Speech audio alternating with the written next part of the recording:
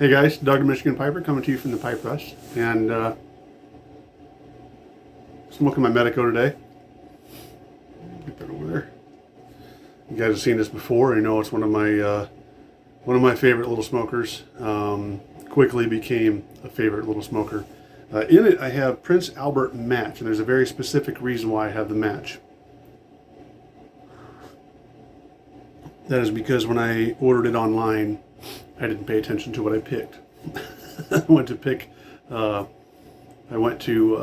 Prince Albert, and for some reason clicked on the match. So, besides the point, welcome to another installment in the series of the old ways.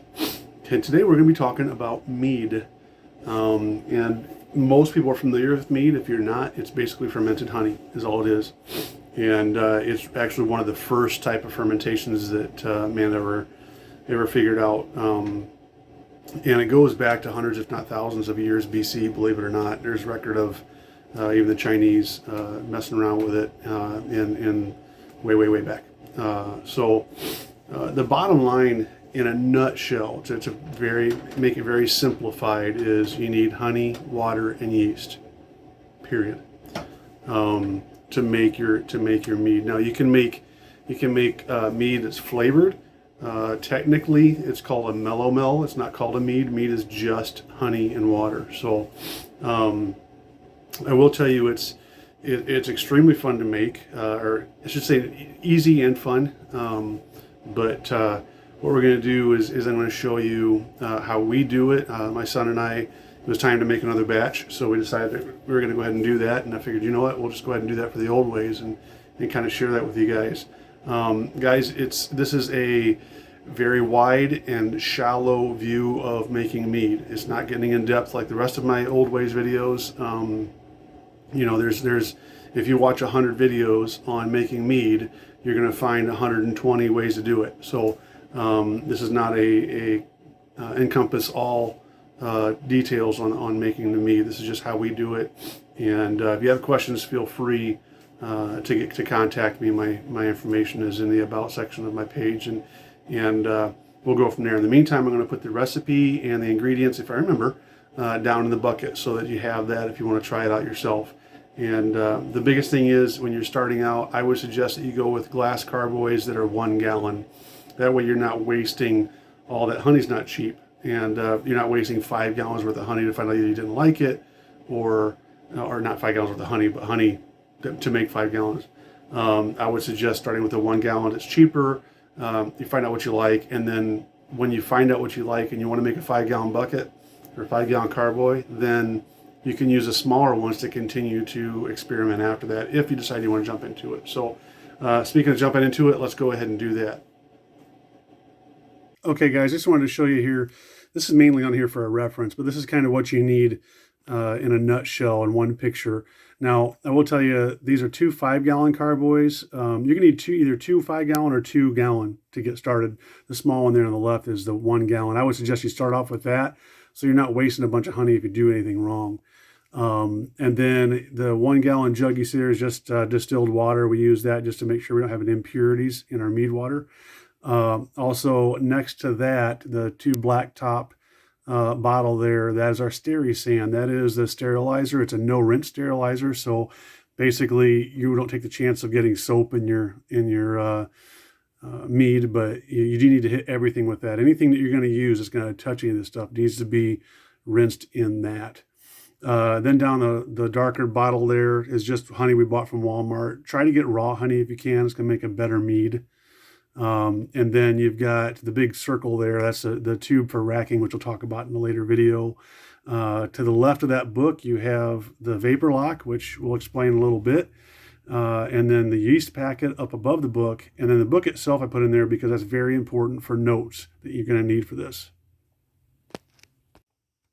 Okay, this is Ben, my son. He's what he's doing, he's got that sterilizer we talked about, and he's just sterilizing the carboy for us before we get started so that everything's clean. It does bubble up. You'll get some bubbles in there. Don't let that freak you out. It'll be fine. And then this has been, we put some, make sure you put some water in the bottom of the carboy first so your honey doesn't stick to the bottom. So we put some water in the bottom. He's adding our honey for us. We're doing 5-gallon Carboy, so that's 15 pounds of honey. So these are in, we got 3 jugs of honey, five pounds each, and this has been playing and trying not to spill it all over the place. So, but yeah, just it's kind of a slow process here, but it works.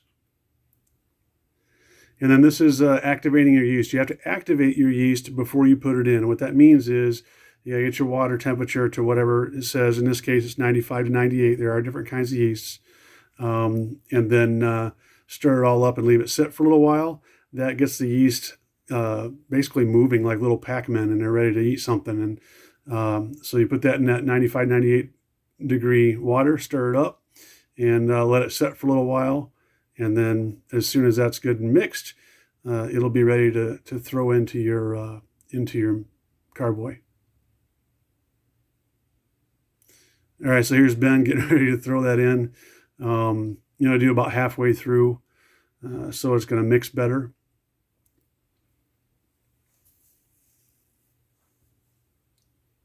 And you can use a funnel for this if you want. We just decided not to. It's as long as you're careful, you should be all right. Well done, Ben. This is me prematurely capping the Carboy because, as with everything, you want to be able to take your distilled water and rinse everything out, even the honey. Make sure that you rinse out the honey so you get every last bit of it. We're going to put that on, and I'm going to do my best attempt with wet hands here to mix this up. You want to mix it well, right, and get all that yeast mixed in. I actually threw my back out doing this because I was trying to hang on to it with the wet hands. The smart thing would have been to go and dry my hands off, but you know how it goes. But the big thing is make sure you just get it all mixed in well. Okay, guys, here it is in the basement, and if you look, it's pretty cloudy, and that'll start clearing up. It's got all that yeast at work in there right now. I just put it down here, so here's the bubbler, but it's not gonna, or they call it vapor lock. It's not gonna be bubbling right away because the yeast is just now starting. So I'll cut this off, and then I'll show you here in a second what it looks like after the yeast starts doing its work.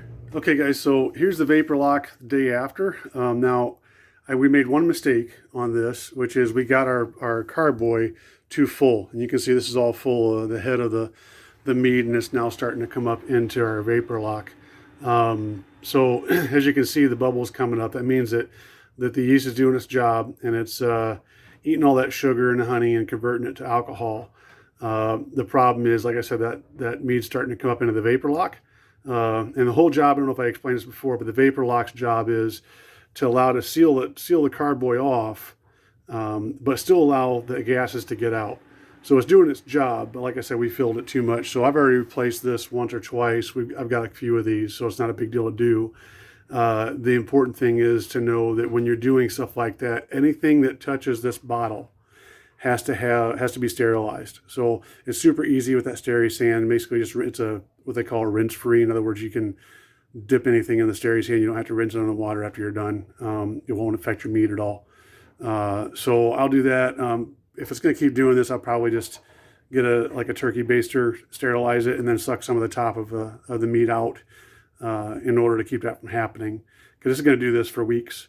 But that's how that works. That vapor lock works, and that's what we want to see. We want to see that bubbling action happening. That means that we're converting to alcohol and getting to mead. Right now, this is called must, guys. What's in here? And once that mead does its job, the yeast does its job, all that dead yeast will fall to the bottom. And that's why we rack, is because actually, if you look close, I think you can almost see some stuff in there already in the bottom. But once that yeast dies, I'm having some focus issues here. Once that yeast dies, then it goes to the bottom, and then you rack off or pull off all the mead with the exception of the stuff that's on the bottom, and that'll keep that yeasty taste out of your mead. And I'll probably go through that in a future video when we go to rack it. So look forward to that one. Well, there you have it, guys. That's all there is to it. Now, when we go to rack it, I'll hope to do a part 2. That'll be here in a couple of weeks to show you how we rack it. And once you rack it, then there's all that's left is to leave it sit until you're ready to bottle. And bottling and racking are almost identical. The only difference is you need to know about what kind of bottles you want to use and what kind of caps you want to use. I'll follow that, or I'll talk about that in the next video. So, guys, I hope you enjoyed that, and I hope you're all doing well. And until next time, you take care.